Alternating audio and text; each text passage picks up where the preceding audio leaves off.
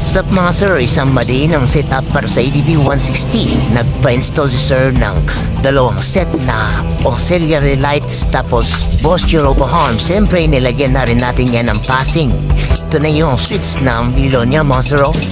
Dual 3 seats from Mox Power Light. Yan yung ilaw na mga sir. Napakaliwanag niya mga sir. Tapos star horn.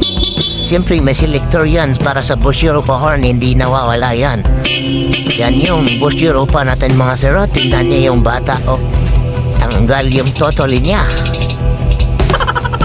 Para sa mga may gustong magpagawa na kanilang mga motor, huwag kayo mag-aalala mga sir. Pulido yan. Tapos nakahinang lahat ng wirings.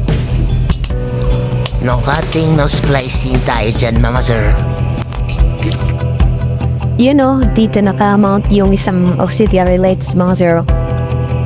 Tapos, yung Bosch Europa dito naka-mount, naka-bracket yan. Walang alobe. Sa kabila, nandito naka-piesta naman yung isa. Yan mga sir. Tapos yung relay natin dito nakalagay mga sir. Yan, malinis yan. Naka-house. Tapos yung ballast ng mic breaker. Dito naman sa may battery naglagay tayo ng dalawang fuse, isa sa horn, isa sa ilaw natin.